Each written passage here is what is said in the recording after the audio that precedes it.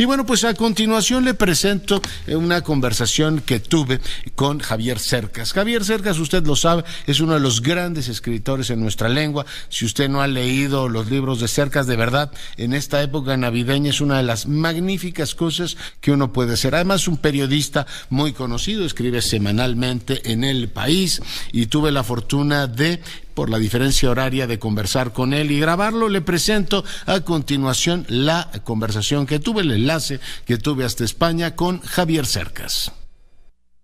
Y bueno, pues en estos momentos voy a enlazarme con Javier Cercas. Usted lo recuerda, el autor de libros inolvidables como Soldados Salamina, La anatomía de un instante. Todos quienes leen La anatomía de un instante dicen que es uno de los mejores libros que han leído en su vida, y probablemente lo sea, pero pues está igualmente El impostor, El monarca de las sombras, Las leyes de la frontera, y recientemente ha publicado Terralta, que por cierto recibió el premio Planeta. Javier, ¿cómo estás? Pues muy bien, ¿y tú? Feliz de verte, aunque este año tiene absolutamente, Javier, la textura de una pesadilla. Esperaba verte en Guadalajara y este aquí que te veo por la pantalla. ¿Cómo estás? Bien, estoy bien dentro de lo que cabe. De hecho, estuve en Guadalajara con Salman Rushdie precisamente, pero telemáticamente. Así que... Oye, un año que tiene absolutamente la textura de una pesadilla. Sí, eso yo lo he dicho muchas veces, porque a veces me han preguntado, que recomiendo una novela que de algún modo tenga la atmósfera de esta extrañísima etapa que estamos viviendo, ¿no?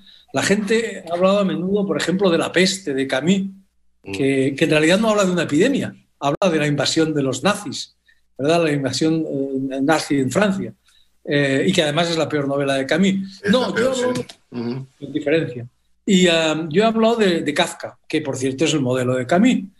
Y sí, esto es muy raro, Curcio. Es raro y al mismo tiempo no es tan raro. Es decir, lo raro es que nosotros no lo hayamos previsto. Lo raro es que creyéramos que estábamos blindados frente a una cosa así. Eso es de una ingenuidad o de una soberbia más bien, sí, extraordinaria, porque creíamos que la tecnología, que la ciencia nos volvía invulnerables a esto. No, la historia de la humanidad es una historia de pandemias, así que...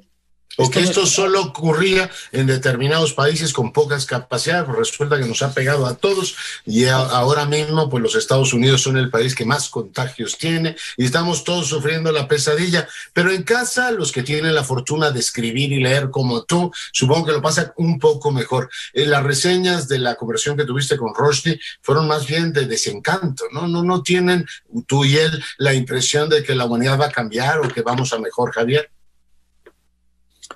Es que no hay ningún motivo para pensarlo. Es decir, nos preguntan a veces, Curcio, si vamos a aprender, si la humanidad, como tú dices, va a aprender algo de todo esto. Y mi respuesta siempre es la misma. Podría aprender muchísimas cosas. Todos podríamos aprender muchísimas cosas, desde todos los puntos de vista, políticamente, personalmente, ¿verdad? Qué sé yo, que necesitamos una sanidad pública sólida, incluso aquellos que creíamos que la teníamos sólida.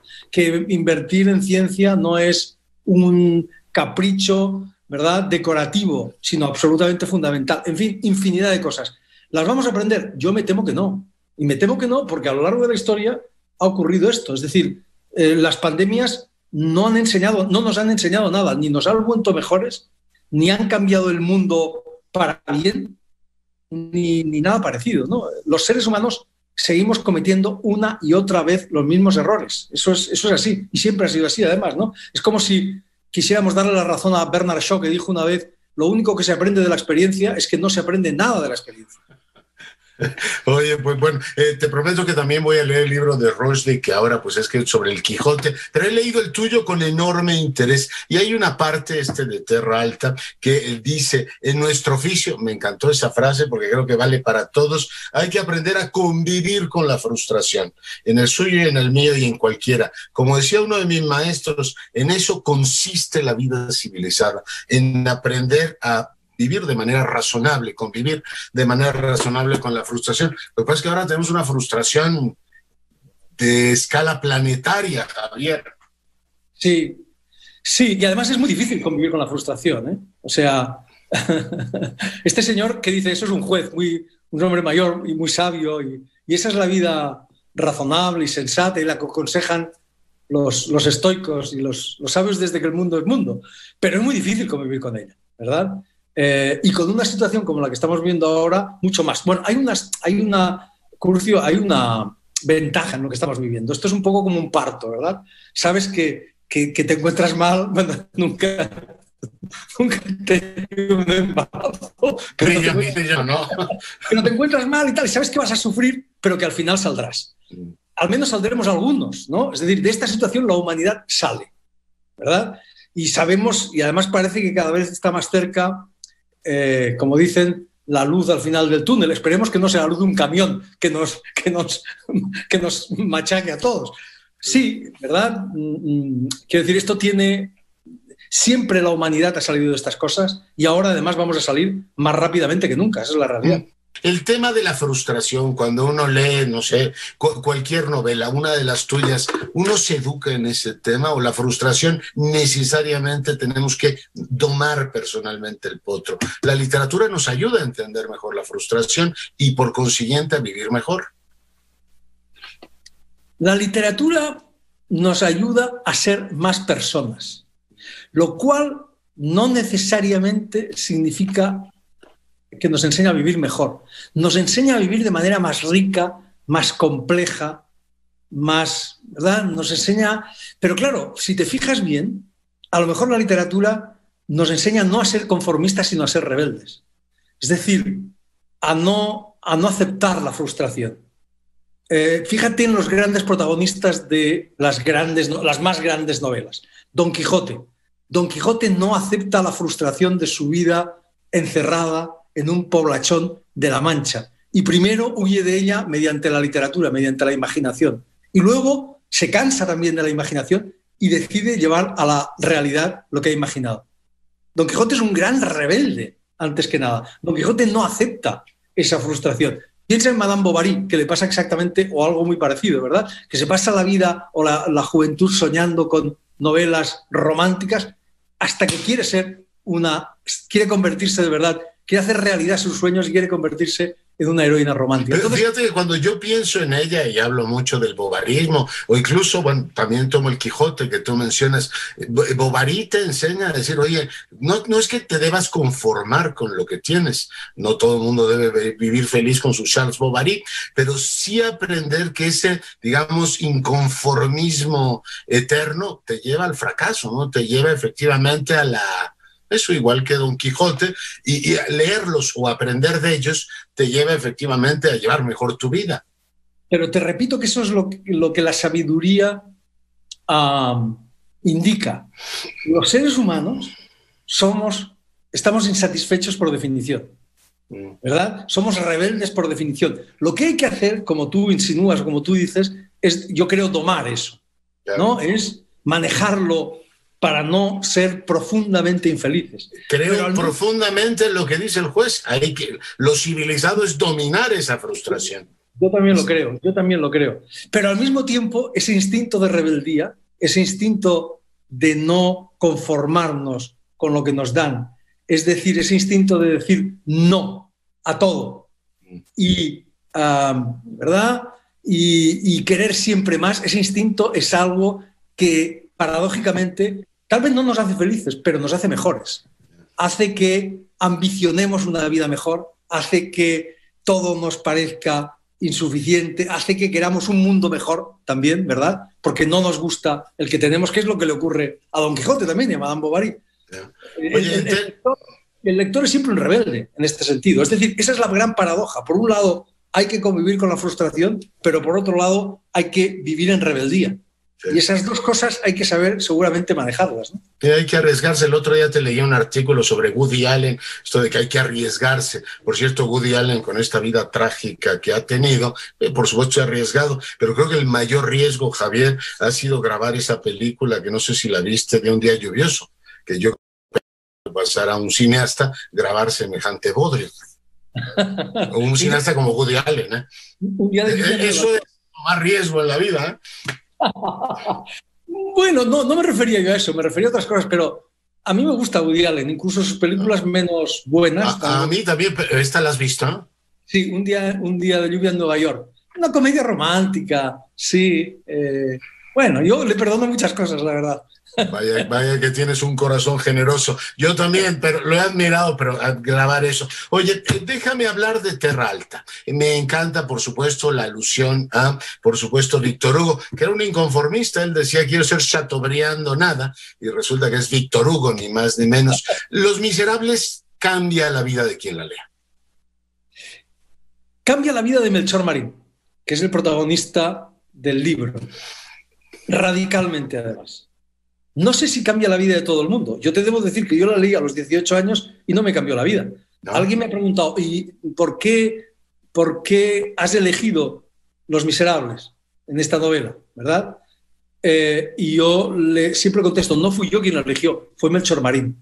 Melchor Marín es un chaval que ha nacido en el barrio más humilde de Barcelona, el más duro de Barcelona, cuya madre es puta, no conoce a su padre, ha tenido una vida brutal.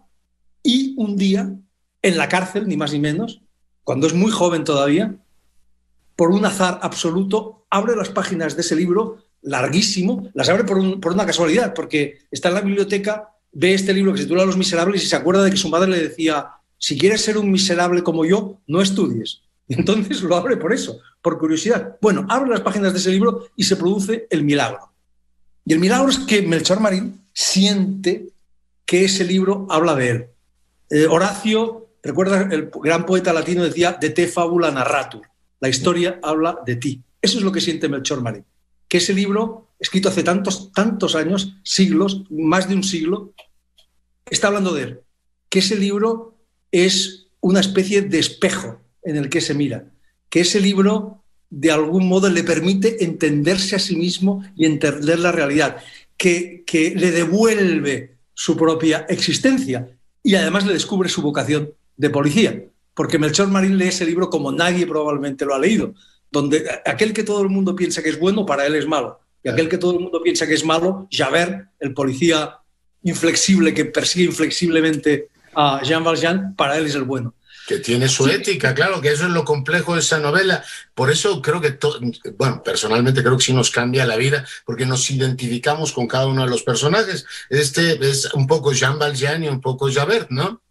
Totalmente, eso está muy bien visto, Curcio, eso es así. Es decir, Melchor Marín es un poco como Jean Valjean, un expresidiario que huye de su propio pasado, y es también un poco como Javert, un hombre obsesionado con la justicia, para el cual a veces la justicia y la venganza se confunden. Pero lo que dos éticas que chocan ahí, ¿no? En la propia vida de él. Totalmente. El cumplimiento del deber del policía, que por cierto es un héroe, y la del hombre que ha sufrido tanto, ¿no? Que la vida lo ha llevado por esos caminos. Exactamente. Melchor Marín es una paradoja ambulante, ¿verdad? Como tantos personajes de novela, como Don Quijote, que está loco y no está loco. Pues eso, Melchor Marín también es eso. De todos modos, hay una frase muy importante que se dice en el libro, la dice un bibliotecario, el que le incita a la lectura o el que involuntariamente le incita a la lectura a Melchor. Dice, la mitad de un libro la pone el autor, la otra mitad la pone el lector. Yeah. Y esta para mí es una de las pocas verdades absolutas que conozco, Curcio, de las poquísimas que conozco. Es el lector el que lee el libro. Y Melchor lee ese libro como tal vez, insisto, nadie lo ha leído. Cada uno, todo lector de verdad, Curcio, a todo lector de verdad, algún libro como mínimo le ha cambiado la vida. Si no, no eres un lector de verdad. No necesariamente es Los Miserables. Sí. Puede ser otro libro o otros libros. Pero eso es así. Puede ser cualquier otro. Soldados de Salamina. Por supuesto, el francés que lo incita a leer es llamativo, pero uno se va enamorando suavemente de la bibliotecaria del pueblo, ¿no? Bueno, Melchor se enamora más que suavemente. Sí. Es que no hay manera de no enamorarse de esa mujer, Javier. Ah, qué bueno. Sí, para Melchor es una... Claro, es que es una cosa muy rara, si te fijas, Curcio, porque este hombre que ha vivido en una Barcelona brutal, nocturna, violenta, prostibularia, de repente llega por un azar a una comarca, la Terra Alta, apartada, solitaria, silenciosa, etc. Y de golpe, claro, cuando llega se siente como una especie de extraterrestre, no pinta nada ahí, no sabe nada de ese mundo, y de repente ahí encuentra su patria, en el sentido antiguo de la palabra, en el sentido de Cervantes. Es el lugar pequeñito donde te sientes bien, donde él encuentra lo que nunca había pensado que encontraría: una mujer, una niña, una familia, un sitio donde vivir. Y un caso extraordinario que resolver también, absolutamente enigmático, él que es un héroe policíaco. Hay, por supuesto, muchos elementos en el libro. ¿Cómo te han leído en México tus lectores, que tienes numerosísimos? Finalmente, pues por supuesto no vamos a arruinar la lectura de Terra Alta, por supuesto a todos quienes lo vayan a leer, pero ¿cómo te han leído en México con ese desenlace, Javier? Claro, tú estás diciendo una cosa que no podemos decir. Por supuesto que no, pero ¿qué reacción has tenido en México? Hay un elemento mexicano que es absolutamente fundamental. Yo no he ido todavía a México, tenía previsto un viaje a México, pero no pudo ser, claro. Es bastante sorprendente. Bueno, muchas personas... Bueno, te pregunto, ¿qué te han dicho? Nadie me ha dicho nada malo, digo, si te refieres a eso. No. Tiene que ver con dos elementos de la vida mexicana. Ese desenlace, que no podemos, y ese elemento mexicano de la novela que es muy importante. Bueno, que es vital, ¿no? Tiene que ver, por un lado, con la violencia, que es un elemento fundamental en la vida actual mexicana, y tiene que ver con otro elemento mucho mejor, que es un hecho del que yo hablo mucho cuando voy a México, que es la acogida que México dio a los exiliados españoles de la Guerra Civil. Eso es algo que los españoles nunca agradeceremos lo suficiente, porque México fue el único país del mundo, Lázaro Cárdenas, que abrió las puertas de esta pobre gente que estaba sin patria, sin un lugar a donde ir, que estaba en el peor momento de nuestra historia, y con una increíble generosidad abrió las puertas a los españoles, que luego pues, han tenido una presencia evidente en la vida mexicana. Bueno, que es bastante sorprendente, y donde iremos más porque se trata de leerte, y bueno, verdaderamente es muy, digamos, impactante la forma en que aparece el elemento, muy sorprendente. Pero las heridas entonces siguen abiertas, la guerra sigue abierta, las heridas de la guerra siguen abiertas, Javier. Curcio, el pasado no pasa nunca, ni en España ni en ninguna parte. Recuerda la frase de Faulkner, que es preciosa en inglés: "Past is not dead, is not even past". El pasado no está muerto, ni siquiera es pasado. El pasado es una dimensión del presente sin la cual el presente está mutilado. Entonces, sí, España, o sea, por una parte España, claro que ha superado el franquismo, lo superó cuando creamos una democracia.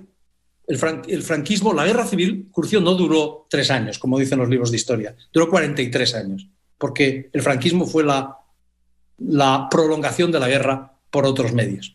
Entonces, eso es mucho tiempo, y eso es un pasado muy sólido, muy duro, muy profundo, muy doloroso.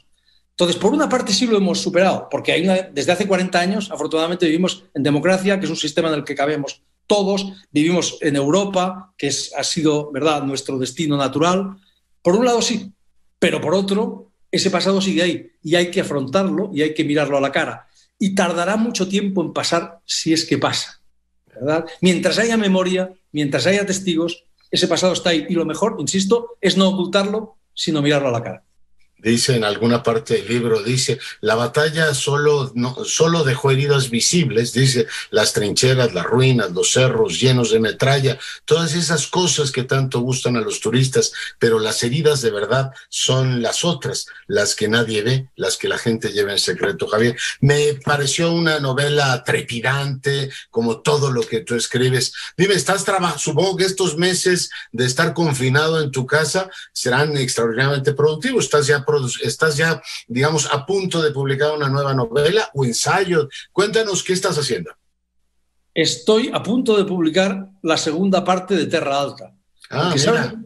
¿Sabes lo que ocurre? Que cuando terminé Terra Alta, tuve no la impresión, sino la certeza de que, por un lado, ahí se acababa un ciclo de mis novelas, de mi escritura, y por otro lado empezaba otro, ¿verdad? Se abría como una selva virgen, que lo que estoy haciendo ahora es explorarla. En marzo aparecerá un libro que se titula Independencia, cuyo protagonista es Melchor Marín, porque a mí me pasa una cosa, Curcio, yo cuando acabo una novela intento olvidarme de los personajes, pero Melchor Marín no me ha dejado. no me ha permitido que lo olvide. Entonces sigo con él y sigo con algunos de los protagonistas. Terra Alta, esa novela de la que estamos hablando hoy, es una novela en sí misma, es una novela independiente, pero también es parte de una novela más grande. En realidad, Terra Alta surge de un intento de reinventarme, de renovarme de alguna manera como escritor, para no morirme, ¿verdad? Quien acaba repitiéndose acaba muerto, acaba sin capacidad.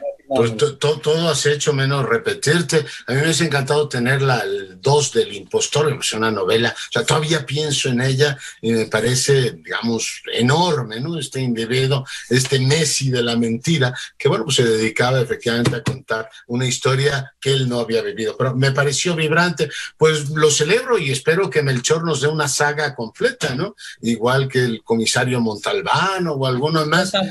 No tanto. No es una serie de novelas, sino que es una novela, o sea, en 3 o 4 partes, digamos. Eso es lo que va a ser. Pues aunque me encanta como personaje Melchor y supongo que lo conoceremos mejor en la siguiente. Oye, lo que me pregunto es si alguien en España está escribiendo la novela El Rey Emérito. O sea, cuando escucho, o sea, cuando leo, por supuesto, la actualidad y veo lo que le ha ocurrido a don Juan Carlos I, digo, esto alguien lo tiene que escribir, Javier. Además de los periodistas que escriben la crónica cotidiana. Mira, yo no he hablado de este asunto porque no me lo explico. Mi única explicación, Curcio, es que este hombre ha envejecido mal. Es decir, que se le ha ido la cabeza. Porque, mira, en España, o sea, la monarquía no debería ser un problema, como no es un problema, quiero decir, para la buena marcha del país, como no es un problema en Inglaterra o en Suecia o en Noruega, ¿no? Algunas de las mejores democracias del mundo son monarquías parlamentarias. Yo no soy monárquico, pero me da igual, es decir, hay gente que le parece bien, a mí yo no voy a hacer un problema de eso. Ahora, este hombre que nació en el exilio, que solo muy tarde y con muchas dificultades llegó a ser rey, que contribuyó decisivamente a la llegada de la democracia en España, él sabía mejor que nadie que la monarquía es frágil en España y que solo comportándose de manera correcta, ya no te diré ejemplar, sino correcta, podría permitir que la institución continuara y que se asentara, te repito, como se ha asentado en las mejores democracias del mundo, ¿verdad? Entonces, que haga una cosa así, que cometa un error flagrante de este tipo, a mí no solo me decepciona, como a tanta gente. Te repito, yo no soy monárquico, pero me parecía bien, e indudablemente el papel de este hombre ha sido muy importante durante los primeros años de la democracia en España, muy importante. Entonces, que haya cometido un error así, que haya incurrido en esta serie de disparates, con una mujer por ahí en medio, es que es grotesco, es que es incomprensible. Solo lo entiendo si, digamos, su capacidad intelectual y su capacidad, no sé, general se ha deteriorado notablemente. Pero yo creo que se merece una novela porque es una forma de terminar una vida de forma desastrosa. Ya desde, no sé, Octavio hay espejos de príncipes, las aventuras de Telémaco, ¿no? Esto de Fenelón diciendo cómo debes organizar tu vida cuando eres rey y cuando te vas, pero no solo cuando eres rey. Hace un momento hablaba de Woody Allen, o sea, el emperador del talento cinematográfico haciendo eso. Digo, la lección que a mí me queda, mi querido Javier, es decir, tenemos que organizarnos un final razonable para una vida, en tu caso, llena, en este caso, de éxitos literarios. Celebro mucho que estés activo y, por supuesto, que te hayas dado el tiempo de conversar con nosotros. Te mando un gran abrazo y te deseo un feliz año. Muchas gracias, Curcio. Yo también te os deseo a todos, a ti en particular, un gran año y a ver si esto acaba pronto.